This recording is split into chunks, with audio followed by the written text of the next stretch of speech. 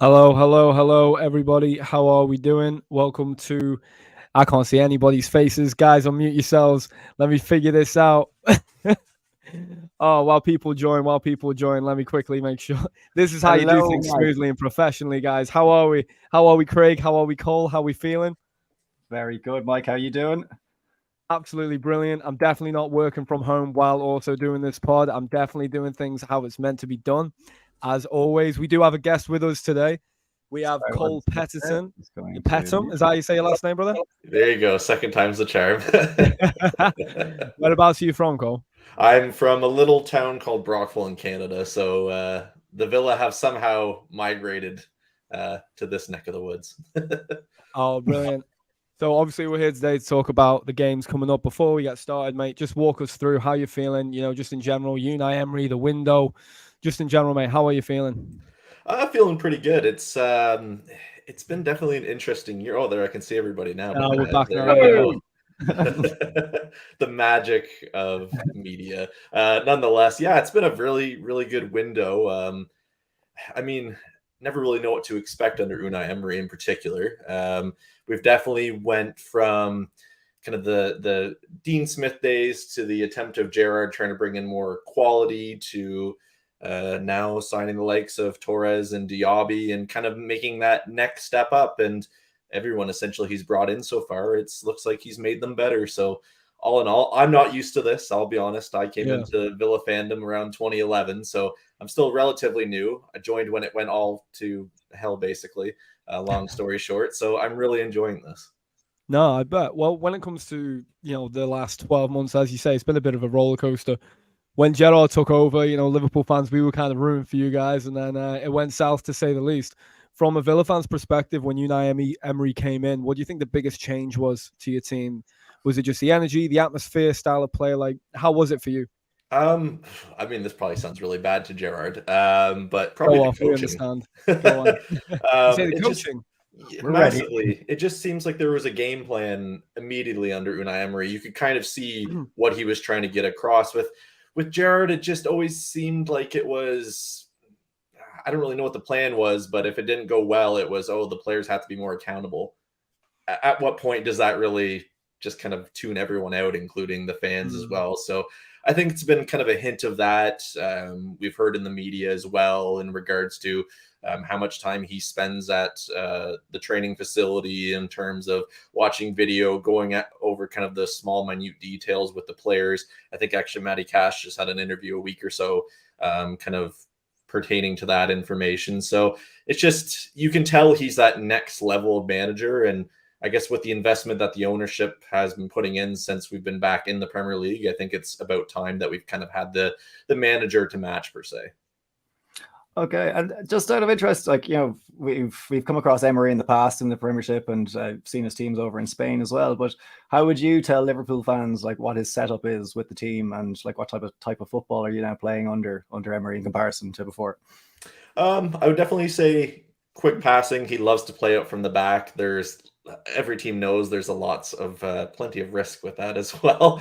Sometimes it pays off, sometimes it doesn't. There's a perfect example of it almost not paying off against Burnley, where I think it was Martinez wasn't playing, Olsen was playing in goal, which gives every Villa fan's minds just in tatters when it's not Martinez and it is Olsen. So hopefully he's fit and firing for Sunday.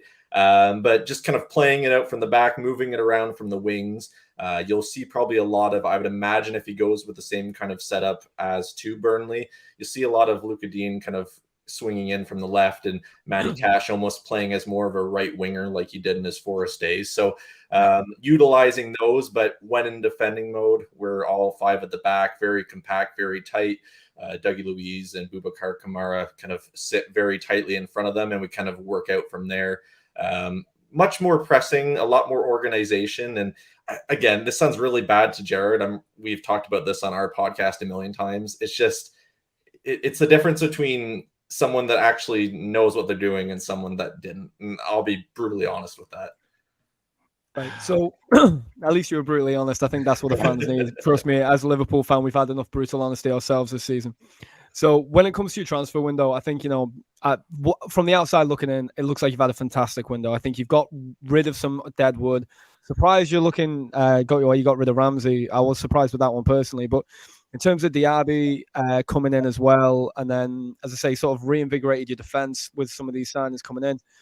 What does it look like to you from a Villa fan perspective? Does this look like a Europa League team getting formed, a Champions League, elect getting formed? What is it that you guys are trying to build right now, do you think? It's kind of interesting. You mentioned Ramsey there, and of course, Cameron Archer just went to Sheffield United for almost, I think, £20 million as well. So in that regards, Villa are finally kind of catching up to the way that modern football is, selling on some young talent to deal with FFP, keep the books kind of going and that kind of stuff. And if they work out, there's a buyback clause, so they come back. So that's all well and good. But in terms of the squad as a whole, I think there's still some business to be done. I am happy with it. I think it's almost like a weird gap probably between the Conference League caliber and I would say Europa League caliber. There's still more work to be done. I still think we're definitely a ways off of being a Champions League side. I think there's a few more kind of evolutions that have to come before that. Not only just managing the league with Cup, but just basically a little bit of everything, essentially, with every facet of the club too. So in terms of the squad, like you said there, Diaby coming in is excellent. Again, brutally honest, he's probably what we hoped Leon Bailey was right away. And apparently it costed a little bit more to get the next evolution of Leon Bailey, which seems to be Diaby, funnily enough, former teammates at Leverkusen. But he looks at the likes of Pau Torres, Tillman's coming on a free. They're just all little bits of, in my mind, smart business moves that needed to happen. Whether, like I said, bringing Tielemans on a free, paying him increased wages, I'm sure that's what part of the deal is. We all know how frees work these days, especially. Just making really the vital investments in key areas. I think that's been the biggest difference because when I sit back and I look at the Dean Smith days and, like I said, the Gerrard days, it almost seemed like it was quality over quantity and we would cope that way. These days, it's interesting to see the likes of a different version of Felipe Coutinho that we're all kind of sad to see that he's not the same way, especially Villa fans right now. It seems like he plays 5 minutes and gets injured every time. Having the likes of Hiv on the bench, we can keep Matty Cash on the bench at times. There's just that kind of next step we've taken. And I guess the next question, particularly for Villa fans, really is how long will it take to get to that next step that we want to take on? Okay. And like what you're saying there, you've got some business left in the market to do. What are you guys looking for? Like, where are you looking to strengthen the most? Or is it more kind of cover for positions that you're looking at? Well, as long as no one gets another ACL injury or anything like that the day before a game, I think we'll be pretty good. I don't really think we pictured Emery Buendia getting hurt when he did. And then Tyrone Mings, of course, on the opening match against Newcastle, they'll be out significantly. So we've already seen the likes of Fabrizio Romano come out with Longley is apparently coming as replacement on loan with an option to buy. So that's interesting. I think that was needed regardless. With basically playing 3 center backs primarily already, that only really leaves us with the likes of Callum Chambers, which isn't particularly a Unai Emery center back, even though he was there during his time at Arsenal. I think he can cover a few different things. So what I would like to see at least is probably another backup goalkeeper that could push Olsen probably to third, someone a little bit more comfortable with the ball at his feet. And really, I guess the thing that every fan's been crying out for, and for some reason, we all know football fans are fickle. We think getting the next great striker to play in behind the striker you're already starting and pleased with is so easy, but we would love another attacker because, to be honest, if Ollie Watkins goes down, we are looking extremely light, and then there'll be a lot of questions asked if that ever happens. So knock on wood for that. Yeah, I mean, you guys looking slightly light in attack, from a Liverpool perspective, we can see it in the comments section. We're looking quite light in midfield, but some news did break today through David Ornstein, which I know is what a lot of fans want us to talk about before we move on to the fixture, which we will. So I hope you don't mind for a minute, Cole. He's going to talk about some Liverpool transfer news that has broken in the last hour, which awful timing, genuinely, because I do want to talk about Villa. But so I'm just going to quickly share my screen here. So in the last hour or so, David Ornstein and Paul Joyce have been breaking the news. Can you guys see that screen right there? Should be coming up in a moment. There you go. So it's basically broke today that Ryan Gravenberch, he wants to move. We are in contact with his representatives. Klopp likes him a lot. And Bayern are basically eyeing up a replacement holding midfielder. Now, it does seem that there are a lot of, I don't know, there's a lot of sources that are already bringing this through, saying that this is something we are looking at. What do you guys think? From an inside perspective, Craig, he wasn't the name that we were all thinking of. He's not necessarily his 6. He is more of an 8. So what's your initial reaction to this news? I'm pretty happy. As in, I think we talked about this at the start of the window, and before Fabinho and Henderson had left, I was kind of okay on us bringing in more reinforcements in midfield, because I can see what our starting 11 is. I can see what our kind of cup competition 11 is and what the rotation is. So the only thing I was kind of concerned while the 2 lads were still here was going, will this person get minutes? And I think now with Henderson and Fabinho gone, there is definitely a guarantee of minutes for another midfielder. But at the same time, it's a funny one, because he's leaving Bayern Munich for minutes, and he's going to come in behind Szoboszlai and McAllister, you'd think. So what we're all kind of guessing is that he will be molded into a long-term 6, or maybe a double pivot in the 6 as well. But he's not going to be going in straight away into the starting 11 and running the show from day one. So this is a kind of a project player, which is exactly the type of signing you'd expect from Liverpool, as well, unlike Endo. Again, this is more along the lines of what the kind of market that we're in. It looks like it could be pretty good value considering his pedigree. I'm not going to say considering the last year or so, but he has a good pedigree, good background, and has definitely shown at Ajax that he has a high ceiling. It's my only worry would be the fact that he didn't make it at Bayern, and I think it's a concern that any fan could take, but at the same time, it's got to bear in mind that it's Klopp that's going to be managing him. It's going to be all the lads that have turned Gini Wijnaldum and Robbo and all of these type of lads into superstars. So I am confident that we can turn around, but at the same time, we still need to kind of play it by ear and see how he fits into the squad. But definitely, this seems like the versatile midfielder that we've been looking for most of the window. But at the end of the day, we were always going to push for value. And I'd say between Kone, Thuram, Gravenberch, this guy is definitely the cheapest. And I think that'd be my thinking on it. Well, there's a little bit of a concern there, I think, among Liverpool fans in general. We've gone this whole window. I mean, it's been the last month of pure silence, hasn't it, really, in terms of midfielders? We had the Lavia and the Caicedo stuff go down, which was just an absolute mess up by the club. It really made us look like fools, really, from the outside looking in. I'm sure, Cole, you were probably laughing watching that all go down, go from Lavia to Caicedo, 110 mil, and then missed out on both. And while you were rubbing your hands together, getting Yuri Tillmans on a free. But from our perspective, we see this, and I don't know how other fans feel. Please, if you guys are watching this right now, leave a comment. Let me know what you guys are thinking about this signing. And make sure you leave a like button, as well. Trust me, it always helps out. But there's a question, is he more of the depth signing? I hope not. We don't need a depth signing. What we need is an out-and-out 6. We need someone who can come in right now and make that impact. And I think the question is really, can this guy make that impact? I don't think so. I think he's a talented player. But is he a 6? No. Is he someone who breaks up play a lot? I don't know. He was very good at Ajax, but just like Craig said, he was unable to do anything for himself at Bayern. And the fact that Bayern are willing to let him go, by the sounds of it, somewhat on the cheap, it is questionable. Mr. T said here, not the Mr. T for those who remember that, but Mr. T says here, he's a top prospect back in 2019. Very excited to see what Klopp could turn him into. Hamza says our priority should be and must be a CDM and then him as decent squad depth. Hamza, I could not agree more. And I think what worries me is with 2 days to go, he is the only name that we've seen.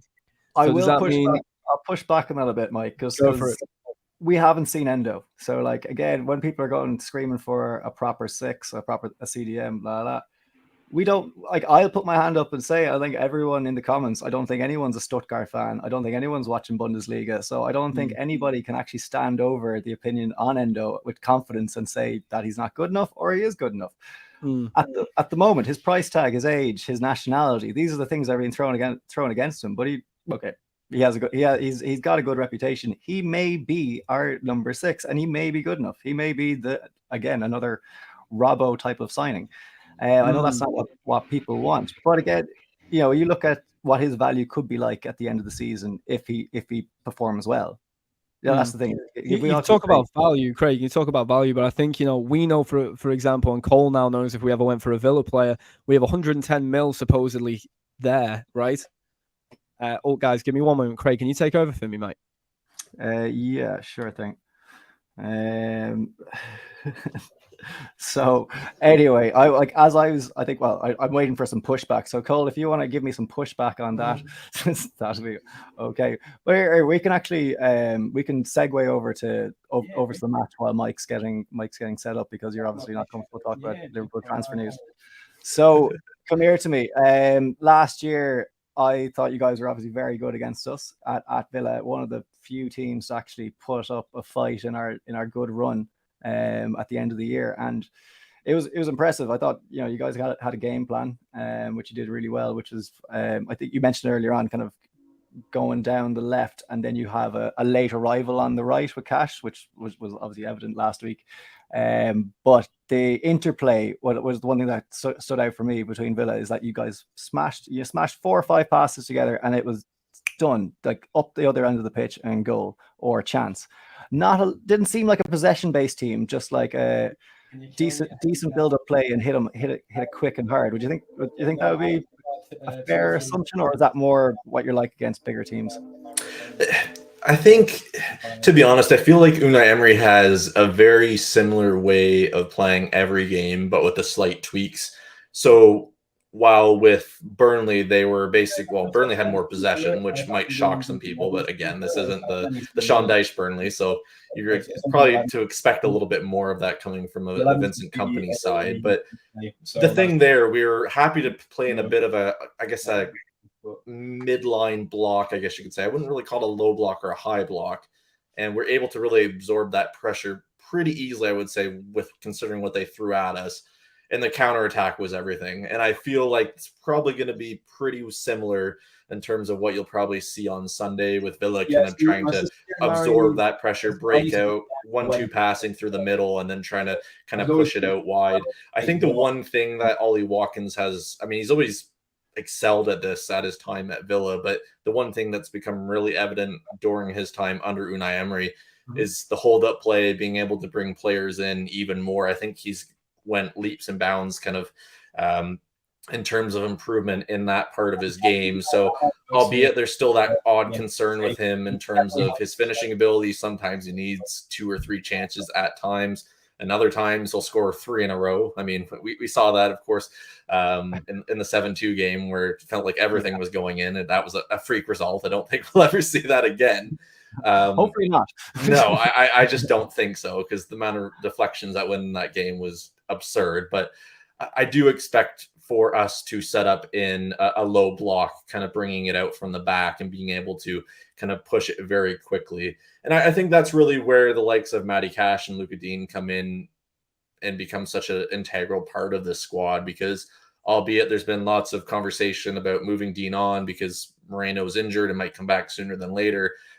He's proven to definitely be more than good enough. 4 assists in the last, 4 games, you could really say there, even though 3 of those were against him. So take that with a grain of salt. But all in all, the way that we're able to get those wing backs, fullbacks, whatever you want to call them, kind of into the transition from defense to attack, it's definitely probably been one of the most key points of the game. And like, as this Cash popping up with 2 goals, like he looked really dangerous. Obviously, aside from that as well, he had another chance. Probably could have got a hat trick in the game. Has this been going on since last season as well, or is this kind of a new tactic at play? I would definitely say it's new. It was pretty unexpected, to be honest. I think there was a lot of, like, last season he would play as the designated right back. He'd still bomb forward and bomb back. Like, it hasn't really changed essentially since we signed him under Dean Smith. Kind of going into this season, it kind of seemed like we want to play with more of a back 3 in attack and a back 5 defending, with, of course, a right back going up and down. Same with the left back.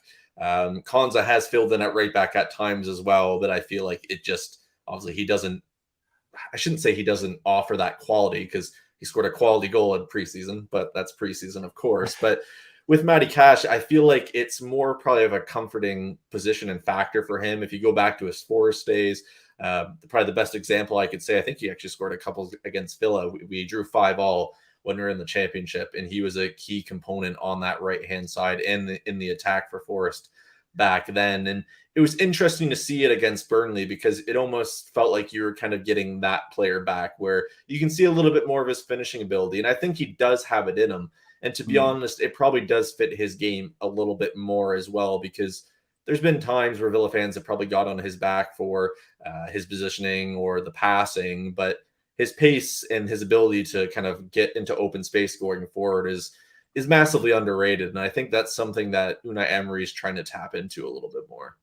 Okay. I just want to point up here what Anfield Lad has said. Diaby will be a real threat against us in the right-hand side, which obviously he's got a brilliant start to his career with you guys.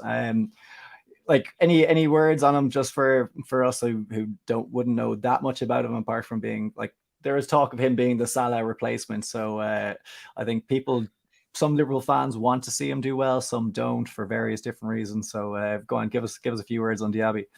I will say first and foremost, I love how he's played like 3 or 4 games for us actually in like actual competition prior to preseason. You know, he's already being linked with a move away, but that's football nonetheless. But I mean, just to put it in simple terms, he's a real talent. The real difference that I can kind of put between him and the likes of Leon Bailey and Bertrand Traore and any other wingers we've really had in the past that I can think of, or attackers, they're always looking for space, of course, but it's almost like he has that extra little bit of intelligence to create even more space that's even needed probably than most other players would even ask for.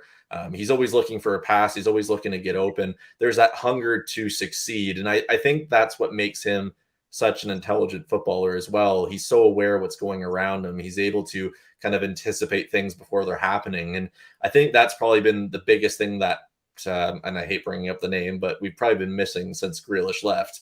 And all in all, I wouldn't compare Diaby to Grealish, but there are parallels in certain aspects, and his ability to finish. I mean, the goal against Newcastle was well taken, of course. He scored another good one recently as well. And I think he's going to cause a lot of trouble.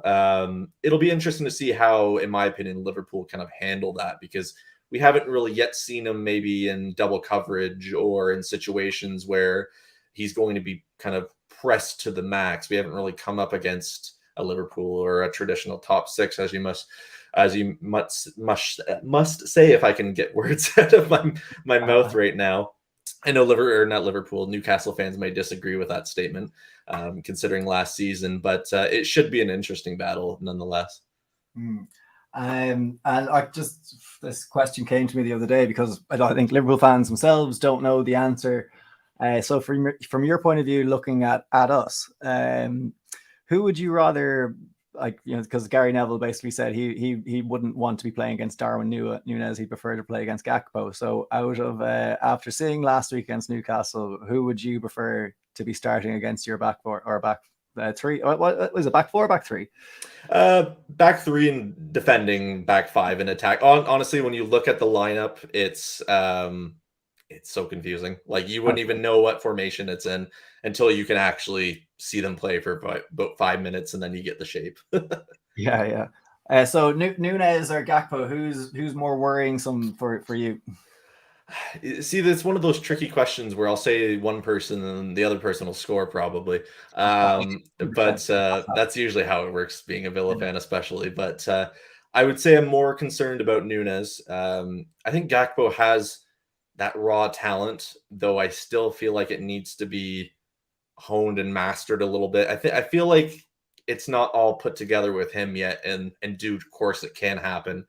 But I think with Nunez, if he can keep that consistency up, if he can keep that lethal edge to a consistent level, I think he then becomes one of the best attackers in the league, in my opinion. And that's not just me saying that because I'm on a Liverpool channel. So, all right, guys, I am back. God knows where you guys are now. Sorry, I got pulled into a team meeting.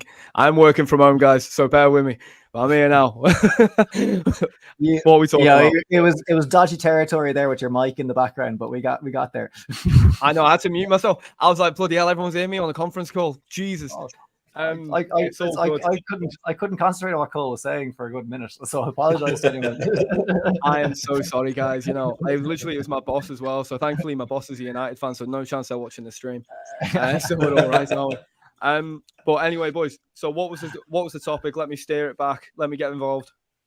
We were talking about the match at the weekend. We said we go back to Aston Villa, so Cole wasn't in the Liverpool. Me talking about transfers on my own.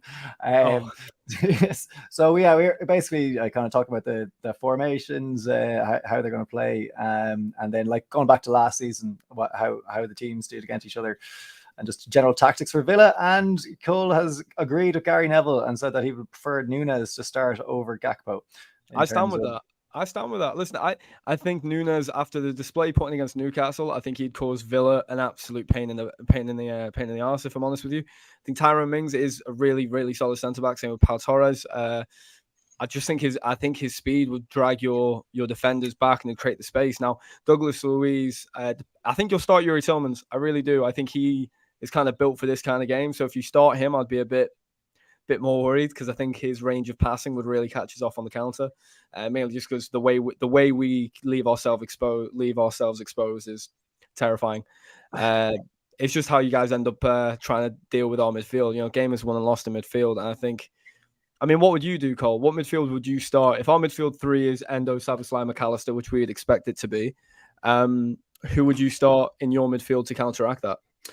I think it's going to be, realistically, considering that Villa play Hibs tomorrow, I'd imagine Tillmans probably starts in that game because he hasn't got a full start yet. Whether that translates over to the weekend and he just has limited minutes is another thing. I think, to be honest, it'll probably be status quo. He'll probably start with Luiz and Kamara as the two holding, kind of transitioning.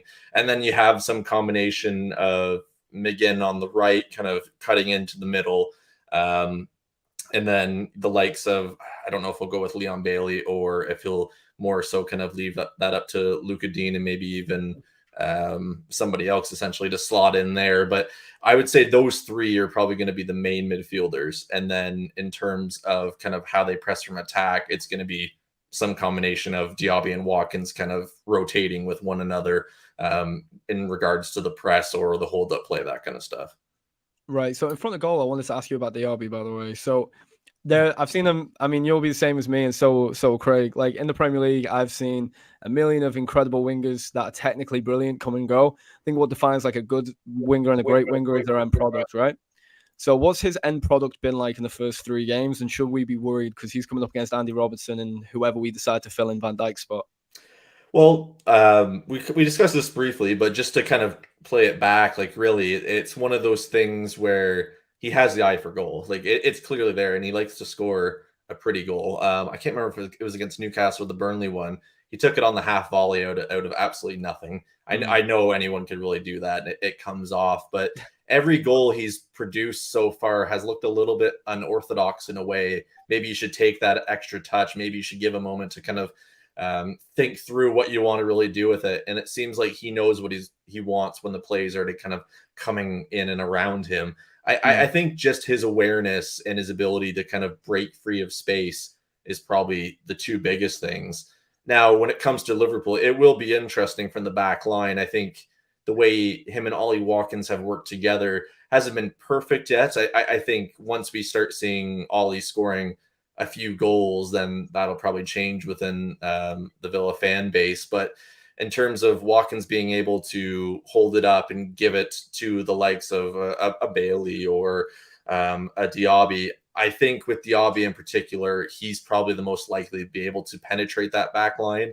And like I said before, that's purely because he's just creating so much space. Like I said at the very start, it's night day between him and Leon Bailey. Like it's absurd to see what he can do when you consider that they were both playing for the same team at one point, and didn't cost too much in terms of transfer value. But he's with Leon Bailey, sorry to cut you off. From what I understand about him, because I've been a big fan of him. We were linked with him very briefly at one stage, and I was a big advocate for him before he came to the Prem. I feel like he might be more of a confidence player than Diaby, whereas Diaby I feel like can work through those moments. Whereas I feel like Bailey maybe needs an arm around the shoulder to get him through it, which listen, that's a defining factor at the very top level. You know, some players need to be able to sort of get themselves up off the ground. And I feel like maybe that's where Diaby has the upper hand. It appears like if things aren't going for him, he's just going to keep working until it does. His head doesn't seem to drop. And I mean, that's got to be very exciting for you guys. You guys haven't had a winger like that for some time. So, yeah, no, that's 100% truth.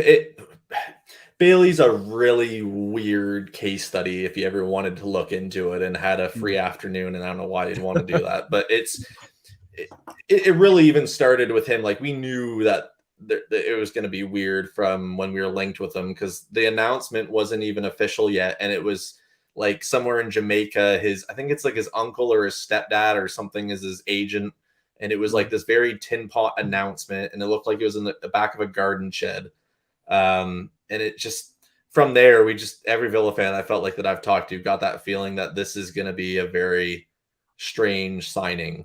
And it's lived up to then. I mean, he started very well a couple years ago now against Everton, got injured. And I think for him, it's just staying healthy. And it is that confidence. I hate saying it, but I don't know if I've ever seen a Villa player more fragile with confidence than Leon Bailey. And it's not a nice thing to say. I think it's just the truth. I mean, that is completely fair. I will say we have just got a little bit more of an update on the Gravenberch situation. So once more to segue away from Aston Villa, much to Cole's dismay, I do have to, of course, bring this to you guys. So you guys just want to turn your attention to this wonderful tweet from Plettenberg. So João Paulinho wants to join Bayern Munich. The clubs are working on a solution.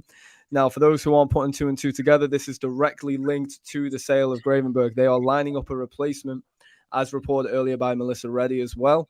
They are in need of a replacement. So if they get the replacement in, that frees up the space for us to go right in and get that signing. Craig, are things starting to look like they're falling in place for us? Yeah, this is the end of the window. This is the kind of, obviously, what people didn't want. It was like, oh, team not prepared, no strategy whatsoever. But at the end of the day, there's always a strategy to play it out until the end of the window, to see what other clubs are doing, to see what the value, like, sorry, I hate bringing this word in now, value. But, Go on. No, but that would basically be it. You know, as in that whatever a month ago, teams weren't going to be playing ball in terms of transfers. They were setting high valuations for players until it's too late now. They need to move these guys on because there's better players available or happier players around. So, are we not playing a dangerous game, Craig? Are we not playing a dangerous game? This is very much like playing poker. You know, we're waiting till the next person blinks. Right now, Fulham are blinking, willing to sell Paulinho, but just because Paulinho goes to Munich doesn't necessarily guarantee us Gravenberch. We only have a couple days left. Are we playing it a bit too close? Well, we could spend 70 million on Paulinho. This is what Zoe makes a great point in the comments section. Well, why don't we try and hijack the deal? We've been hijacked enough this summer. We failed a hijacking. We've already got our one player outside of the modeling or the status quo or whatever, the age bracket, the type of profile of player that we look for. But should this not be the type of player we're targeting? We're targeting a very a player that can play in a multitude of roles. He's very young, he's very raw.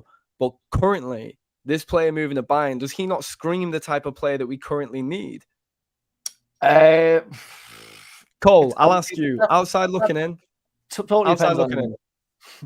What do you think, Cole? I think it's a weird one with Liverpool. Like, it's interesting when you sit back and you look at it. I mean, the Caicedo thing was just like the value for money players wise now, like, it doesn't exist. I don't think there's, unless you're signing, like, you're a Brighton and you're signing a player for like 1 million, and then they turn into something that's value. But do Liverpool really want to go down that road? I think with the way that Klopp has built this side, he's already really done that. So do you want to go through that whole process again? I think, like, not to give you a direct answer to that, but I feel like Liverpool's at that kind of crossroads where you have the likes of Van Dijk and Salah still, who are getting older, but then you kind of need to bring the next generation in, but some of that isn't ready. It's a really weird one, because rebuilding on the fly in any sport is so difficult. And when you look at this in particular, to Bayern coming in for Paulinho, yeah, I guess you could sit back and say, well, why aren't Liverpool doing that? But again, you probably do look at his age too. And Bayern just spent It has to 100 be million on considered. Harry Kane. Exactly. It's really tricky because, like, yeah, you're taking one of their players. Does it work out? Who knows? But I mean, look at half the, if not more than half the players that Klopp has signed pre-Thiago and a few other players that were already proven. He likes working with these players, and it does work most of the time. So as much as the instant success is needed, I mean, even look at, I mean, another great case study. Look at Chelsea. They'll spend like they'll steal money from their own grandmothers to pay for something, and I mean, it doesn't always work out. So hopefully, no Chelsea fans are watching. You say? Well, it's okay. They don't like me anyways. You're a Villa fan. Why would they, right? Exactly. They like themselves at this point. Craig, what you're thinking about the way he'd fit in, though? I'm sure you guys touched on that briefly, and we'll move from this into our score predictions for the game. But just if we were to sign him, how does he fit in? Does he start? Is he coming off the bench? How do you see him fitting into the team? Like I think from for the first month anyway, I wouldn't expect him anywhere near the starting 11, because we have kind of people already trained up into those positions and things like that. And I do expect him to be molded into a 6 as opposed to playing an 8, because we've all seen how amazing Szoboszlai is. We all know what McAllister is like. So at the end of the day, he's not going to be starting over either of those two on merit week in, week out. We will be rotated with them when they need minutes, when they need a bit of rest, and there's going to be cup competitions and all of that. He'll definitely get minutes. But at the same time, is he going to be in our strongest 11? Not unless he becomes a 6, in my mind. And the end of and even there, that also kind of depends on, like, we got Batchich as well, who's in that. He actually played really well as an 8, did a good job at 6 as well. So we don't know if he's going to be the 6, or the backup 6, or the pathway 6 as well, because this is, like, as I think Cole touched on it there with Klopp, and other things, and people, a lot of fans are looking at us thinking that we're totally unprepared, but at the same time, we've always kept a pathway for youth players into the first team, and that's how we attract youth players into the club at a younger age when they're not ready for the pathway straight away, is that we can show them that, look, this player got their chance. When you're looking at Kwanzaa, you can say, look at Nat Phillips, look at Reece Williams. Those guys had their chances, and at the end of the day, they kept getting their chances until they stopped performing, or until the guys came back. So these young players, the Elliots, the Kwanzaas, the Doaks, like, there's a pathway there, and the more senior players we bring in will either inhibit or stop their development in some way, shape, or form, or they'll just be unhappy because they're getting development minutes as opposed to, like, senior first team in a proper member of the team. So that, I think that's an important thing the fans kind of forget. They want us to be run like Brighton and to be kind of picking up these players from all different parts of the world, or promoting youth players. But at the same time, when we have these youth players sitting in our own squad who we have actually picked up from around the world as well, they're not ready to give them a chance unless they're Ben Doak. Like, Ben Doak's like the only one that everyone's like, no, I think he's good enough. I think we all seen him out in his little cameo against Villa as well. I think he went past a few players, and I think we all just went, yeah, go on, he's fine. Yeah. He's happy. We're happy as him is the right way. I will say, Craig, that's a fantastically put point. Fantastically put, mate. Going on to the game, we'll try and tie this in now.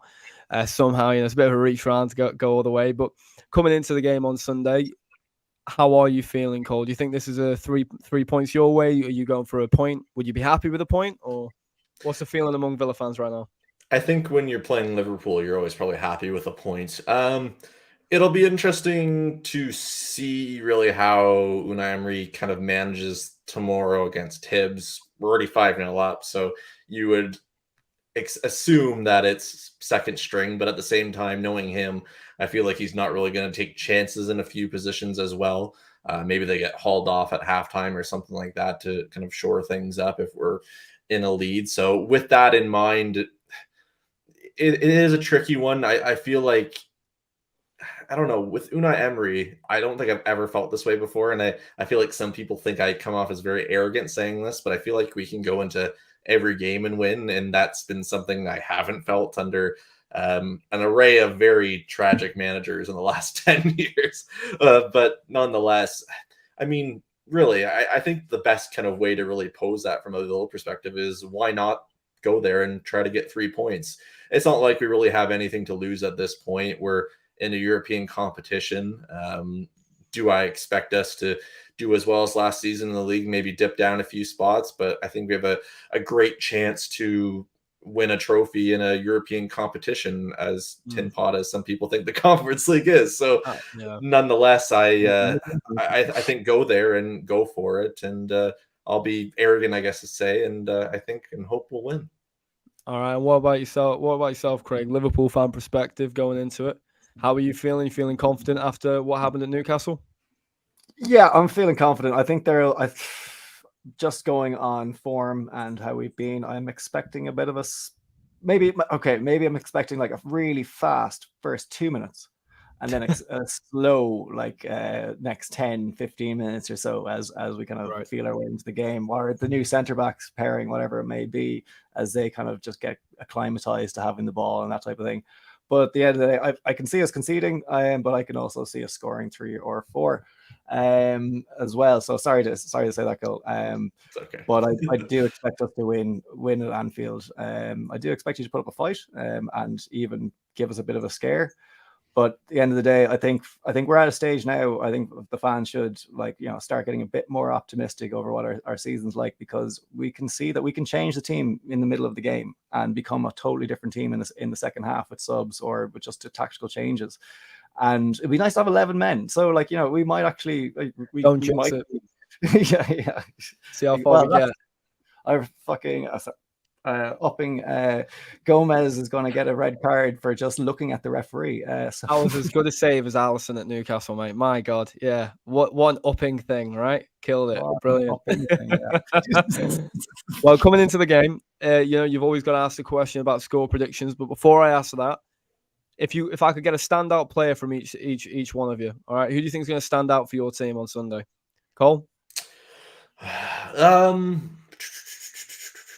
You know what? I'll be a little bit different because I could easily say probably Diaby, but I'm going to say John McGinn. You think John McGinn? And give me the reason why. What's John McGinn going to pull up against us? He's not going to score one from 30 yards again, is he? He's not going to do that against us. Well, he has probably one of the largest behinds in the Premier League, and the way that he's able to use that to open up space. Wait, I feel like I misheard you. It's impossible to get the ball off. Yeah, he literally uses his behind to block. So it's an ongoing thing with Villa fans. He'll pirouette with the ball. It is not beautiful, but it works because he can literally body, hip check, whatever, anybody. Okay. I don't know. He just opens up space. He's being more clinical, and I feel like we're starting to see the Scotland version of John McGinn in attack more often. And so, yeah, I mean, why not pop up with a goal on Sunday? I'd take it. Okay, John McGinn. And Craig, who do you think is going to be the standout player for Liverpool on Sunday and why? I'm going to hope for, I'm going to say 2. I'm going to say Sabo and Trent. I just think that side of the pitch is going to be absolutely key for us. And with the way Villa kind of sit back or kind of can play with the back 5 in defence, I think Trent will be a bit more inverted this week than the last couple of weeks. And he better have a bloody good game. Is what I want, because he's going to be the key to unlocking that defense, I think. And Sabo's work rate and on the right side, because where Villa kind of made headway with us was quick interplay on that side of the pitch with little 1-2s in around Henderson or wherever it was. So Sabo will be expected to stop most of their attacks, but then if he can stop those attacks, then he's going to be really dangerous on the break back then. But also hoping Trent can. Well, he redeemed himself last week already, but I want to see it from minute 1 next week. All right, so listen, we'll wrap up with some score predictions. So, Cole, 90 minutes done. What's the score going to be? I mean, I've already committed to the confidence factor. I do think I said last week against Burnley there would be goals for both sides. Some people looked at me kind of weird, and that did happen. So to be Nostradamus for a second week in a row, I will say a high-scoring. I don't think this is going to happen, but I'll say 3-2 Villa. It'd be very entertaining and maddening for both sides. Okay, 3-2. Can I get some goal scorers in there too? You saying 3-2? Who do you think the goal scorers are going to be? Go on, dedicate. Okay. We'll clip this if you get it right. Let's see here. Well, I should put in a lottery ticket if I get it right, but let's see here. For Villa, let's say Watkins gets one. We'll say Diaby gets one. And it's been a while since we've had a defender score. So let's say Diego Carlos gets his first Villa goal because he's a little bit of a brick, you know what.